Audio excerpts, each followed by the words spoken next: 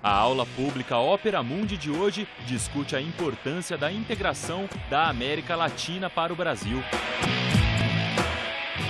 Neste programa, gravado no auditório do campus Perdizes da PUC São Paulo, quem fala sobre o assunto é Luiz Fernando Ayerbe, doutor em História, coordenador do Instituto de Estudos Econômicos e Internacionais da Unesp.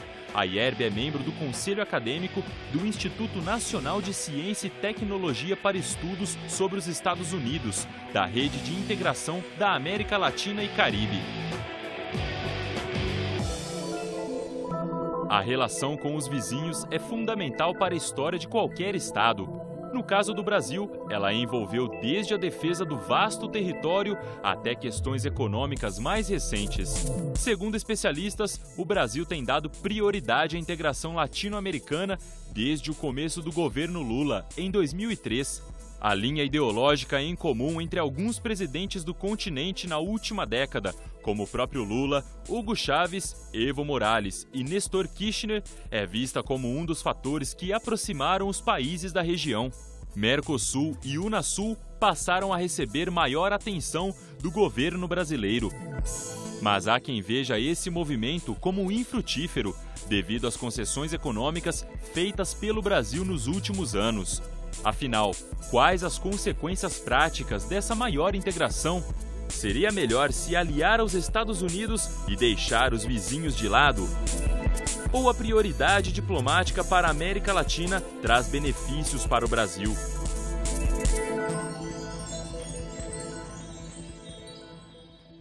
Em primeiro lugar, é benéfica economicamente e politicamente.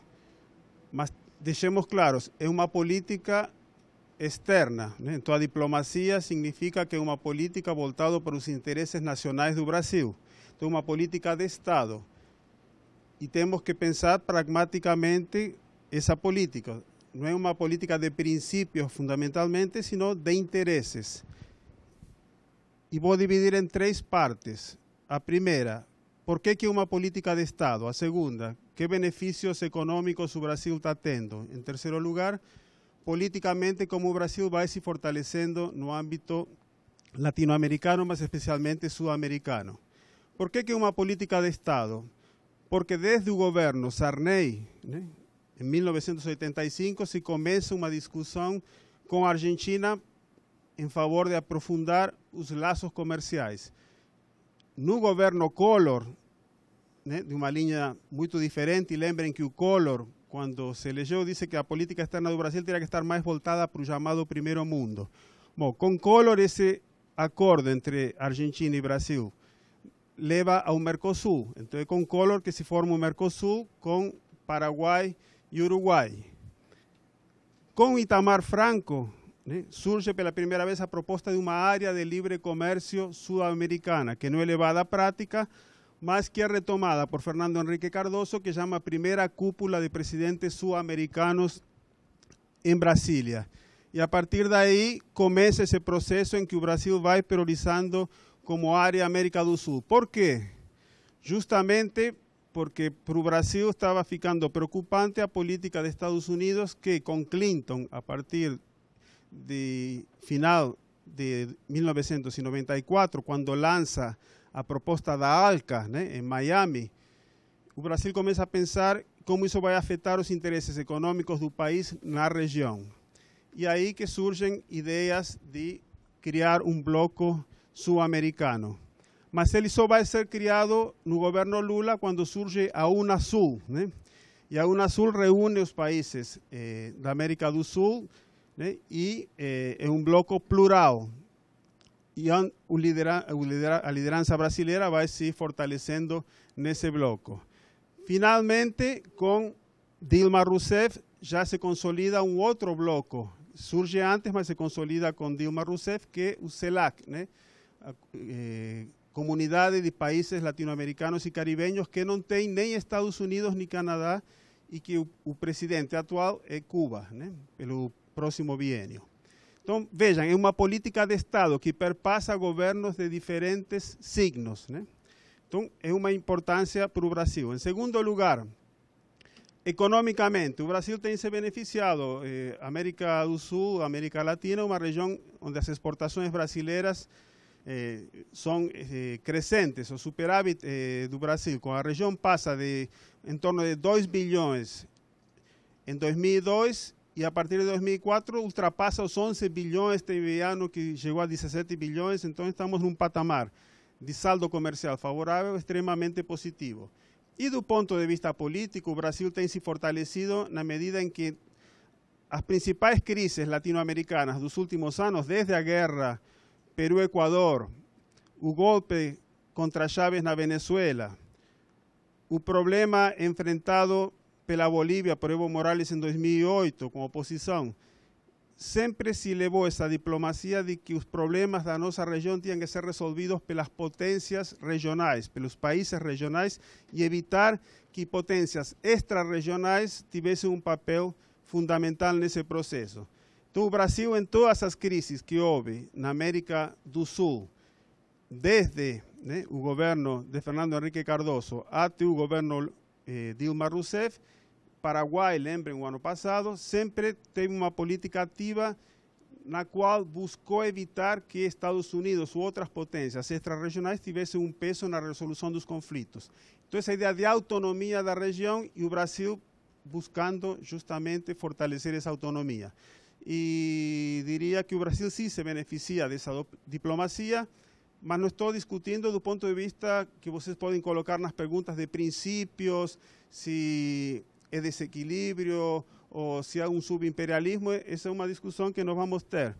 A questão principal é que, como política de Estado levada adiante pelo governo brasileiro em diversos momentos, com diferentes perspectivas políticas, há um ponto de vista comum que é o fortalecimento do Brasil, e essa diplomacia sul-americana e latino-americana tem trazido para o Brasil benefícios.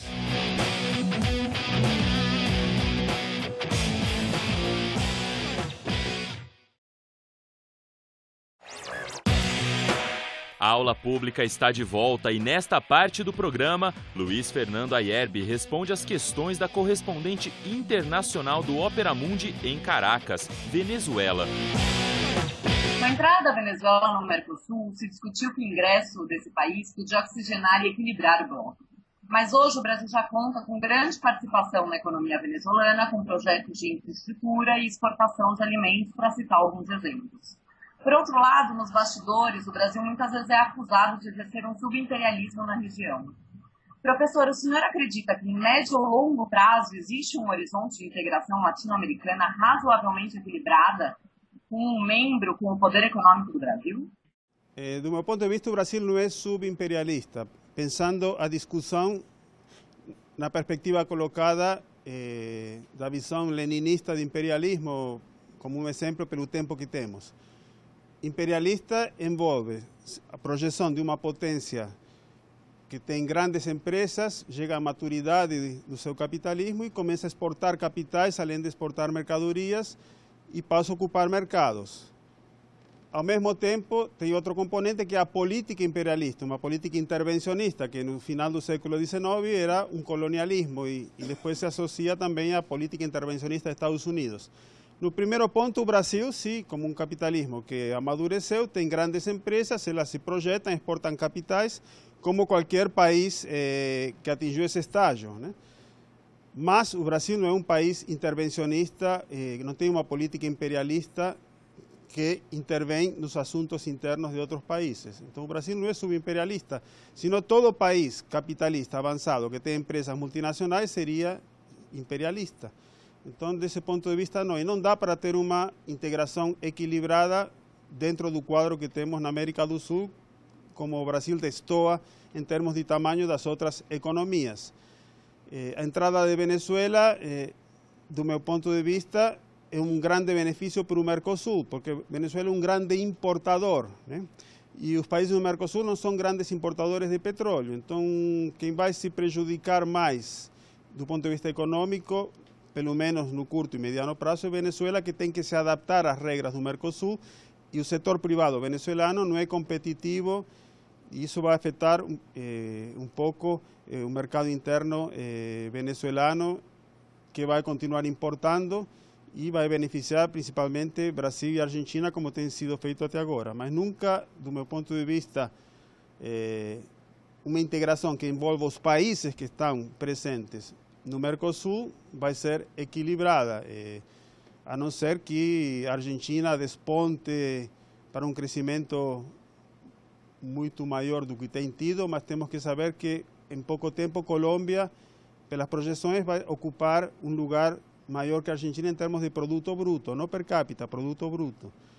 Então não vejo entre os parceiros do Mercosul algum que possa em algum momento equilibrar o Brasil nos próximos anos. Então continuará sendo equilibrada porque é uma dinâmica que depende do desenvolvimento dos capitalismos de cada país, que são capitalismos privados, e onde o Estado tem uma política externa que não desconhece esses interesses privados. Então a projeção brasileira torna-se natural, né, dentro do processo que o país está levando adiante. Em alguns casos, vemos que a postura do governo brasileiro difere das assumidas por vizinhos como Argentina, Bolívia e Venezuela. Em julho, quando Evo Morales foi impedido de pousar ou sobrevoar países europeus, a diplomacia brasileira foi criticada pela demora em se pronunciar sobre o caso, quando presidentes como Cristina Kirchner já tinham expressado repúdio à situação. Depois, enquanto alguns países latino-americanos ofereceram asilo a Snowden como resposta à agressão a Evo Morales, o chanceler Antônio Patriota diz que o Brasil não seria um deles. Nas discussões sobre a reforma na CIDH e a Corte Interamericana de Direitos Humanos da OEA, países como Venezuela, Equador, Bolívia e outros membros da ALBA expunham a necessidade de uma menor ingerência dos Estados Unidos. O Brasil foi um dos países que adotou um discurso mais moderado sobre as mudanças propostas. Pensando nesses casos, professor, pode-se dizer que o aparente recuo do discurso integracionista na diplomacia brasileira se deve à tentativa de evitar um confronto com os Estados Unidos, que é um importante parceiro comercial do Brasil?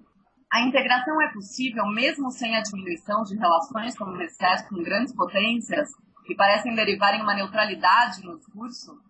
Por outro lado, se consideramos a negativa do asilo a Snowden, mas a aceitação de que um senador boliviano da oposição, que responde a processos em seu país, permanecesse por mais de um ano na Embaixada Brasileira em La Paz, gerando faíscas com o governo boliviano, pode-se dizer que, no fim das contas, as ambições econômicas são as que realmente determinam as cartas da diplomacia? De fato, o Brasil tem reagido frente a algumas questões, como o caso da Bolívia, do Evo Morales agora, de forma tardia com relação a outros países, que têm uma resposta mais rápida. Isso tem diversas interpretações. No caso da Bolívia, desse incidente em julho, lembremos que a agenda interna brasileira estava muito carregada e acho que para a presidente Dilma sair daqui e ir para Cochabamba, como foi a presidente Cristina ou como foi Correa, talvez não se colocou como prioridade. Mas pensando mais estruturalmente e deixando de lado esse fato isolado, eu acho que o Brasil tem dado respostas aos Estados Unidos claras quando se trata de temas que na agenda brasileira são fundamentais. Então o Brasil, como já mencionei na aula, sempre esteve presente nas crises latino-americanas buscando uma autonomia com relação aos Estados Unidos. Vejam o caso de Honduras, né? Teve o caso do Paraguai, teve agora o caso da espionagem, que Dilma Rousseff deu uma resposta dura para Estados Unidos. Então não acho que esteja tendo uma política relutante por questões econômicas. Isso é importante pensar o seguinte, tanto o governo Dilma como o governo Kirchner são governos de países onde a economia está principalmente nas mãos do setor privado, né? A margem de manobra que tem tanto a Argentina como Brasil, em termos do Estado, é muito diferente que Venezuela, onde o principal recurso econômico está nas mãos do Estado. Então, a margem de manobra que o presidente Chávez tinha, ou o presidente Maduro tem, para tomar decisões que envolvem investimentos ou criar mecanismos de integração, ter discursos mais radicais, é diferente que, principalmente no caso do Brasil. Pensem que na Venezuela governa um partido, aqui é uma coalição. E essa coalição você tem um partido que é o PT, que é o partido do presidente, mas não tem a margem de autonomia para tomar decisões frente a certas crises, né, e tomar posições mais à esquerda que tem Venezuela, ou que tem Argentina, ou que tem Bolívia, ou Equador, onde só tem uma força política que está no poder. Então, o nível de consulta é diferenciado. Então, tem essas duas dimensões para pensar sobre a autonomia do Brasil para adotar políticas que às vezes são mais radicais com relação aos Estados Unidos. No caso de Snowden, Bolívia ofereceu, Equador ofereceu, Nicarágua ofereceu, mas o Brasil não considerou que fosse adequado criar um problema com os Estados Unidos, onde tem uma agenda muito ampla, né, de discussão de diversos temas econômicos e políticos, por causa do evento Snowden, né? Mas não teve nenhum problema em assumir um discurso duro no caso da espionagem. Assim como o Brasil não teve nenhum problema em assumir uma postura bem dura em 2005, na Cúpula das Américas de Mar del Plata, junto com a Argentina, junto com Venezuela, junto com outros países do Mercosul, de, na prática, enterrar o projeto da ALCA. Ou seja, quando é um interesse muito forte do Brasil, seja econômico, político, né, o Brasil assume posturas mais radicais, mas não tem essa perspectiva que aparece muito nos países da ALBA, né, de assumir rapidamente respostas frente a diversos incidentes. Então, aquele de Evo Morales eu enquadro nessa categoria. Mas não acho que o Brasil subordina interesses econômicos a questões políticas, aos seus posicionamentos. O Brasil pensa como uma grande potência. Pensem como a China se posiciona, como a Rússia se posiciona, como a Índia, né? Vem a situação na sua amplidão, né? Com várias dimensões, e não podem tomar, às vezes, medidas drásticas, decididas ao calor dos acontecimentos. Então, vejo o Brasil dentro dessa posição.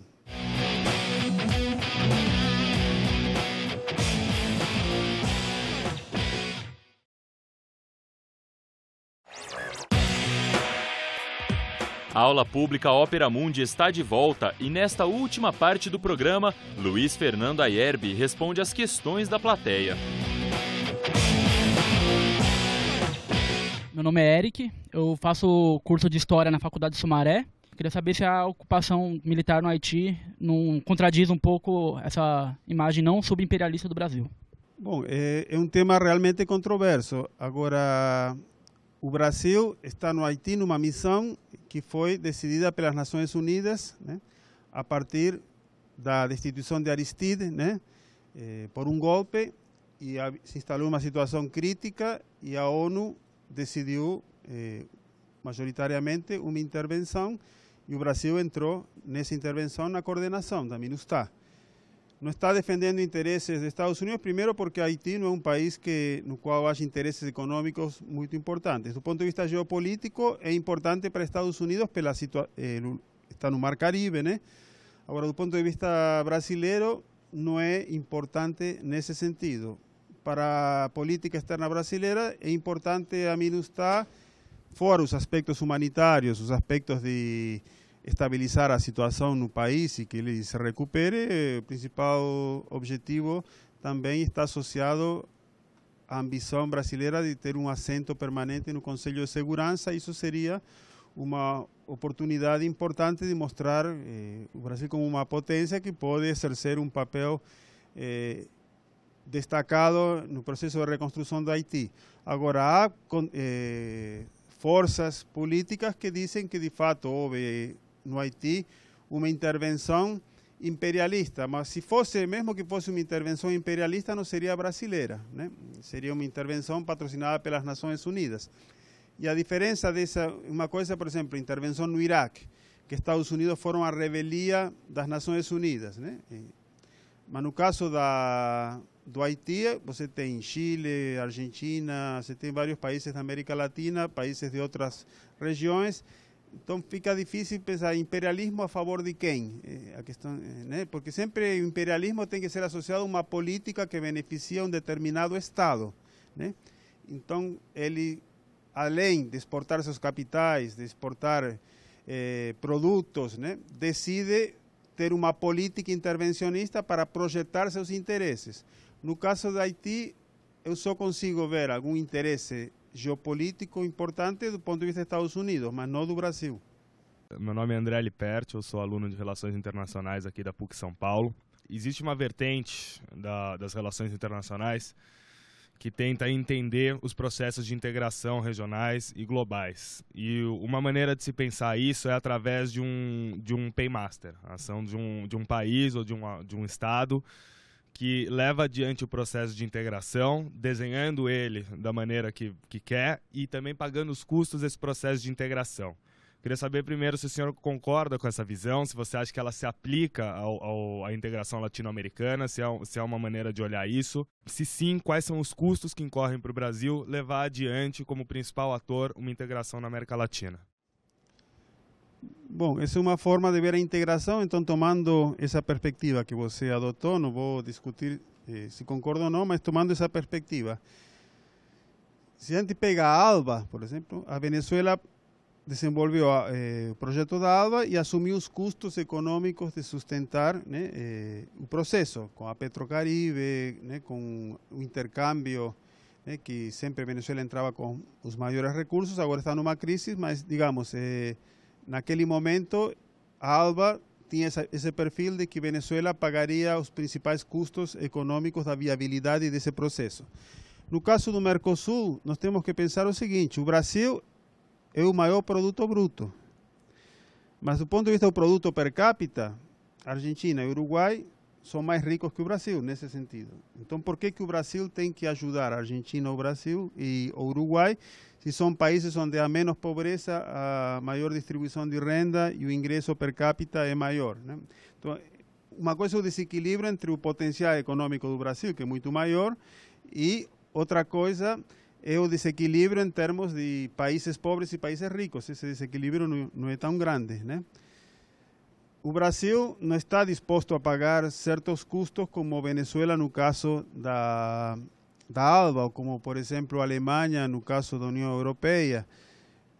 Mas, de alguma forma, através do BNDES, né, que é o Banco Nacional de Desenvolvimento Econômico e Social, tem financiado muitos projetos de infraestrutura. Claro, mas não é um presente, uma dádiva.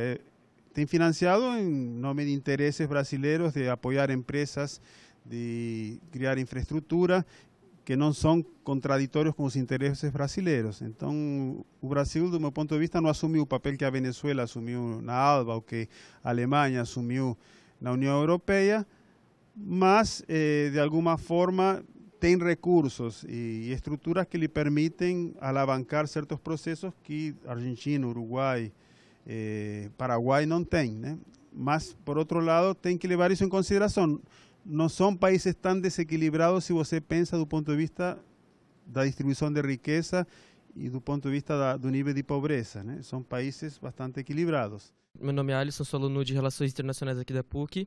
A gente sabe que os Estados Unidos foram o país mais importante em diplomacia até o momento, né? E está sendo discutida hoje essa importância dele na diplomacia e nesse intervencionismo dele, no imperialismo.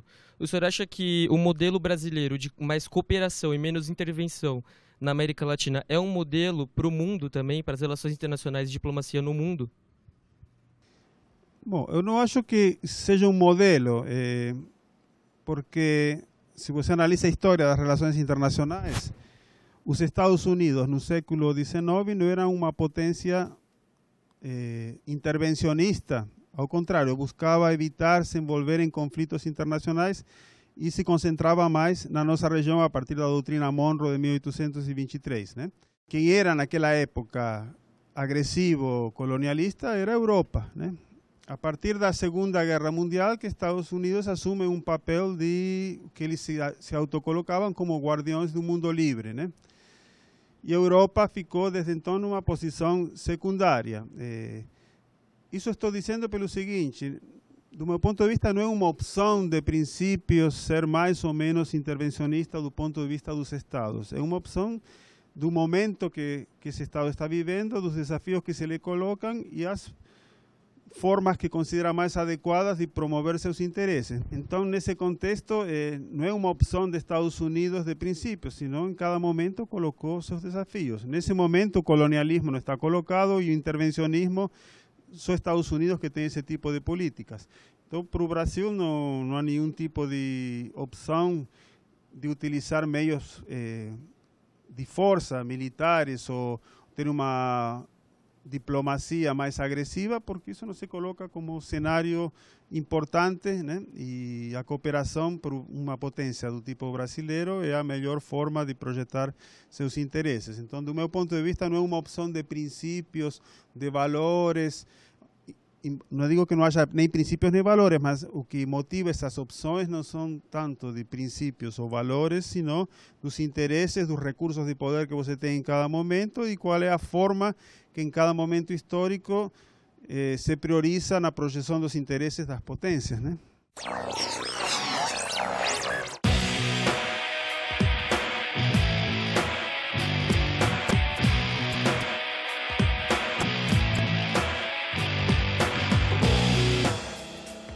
A ideia da aula pública a gente achou muito interessante por trazer o palestrante, o convidado mais próximo, mais perto dos estudantes. Então fica um clima um pouco mais descontraído, de perguntas, de até mesmo para o próprio palestrante se expor.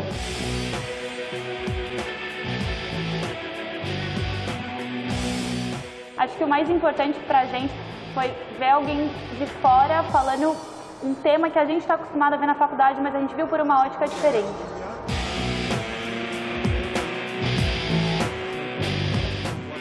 Quando você aprende por, no meu caso, 3 anos, um tema sobre uma ótica e chega uma pessoa e fala uma coisa completamente diferente do que você está acostumado, isso abre a sua cabeça para pensar sobre o mesmo tema. E acho que isso é essencial, isso é necessário para quem faz um curso na área de humanas no geral.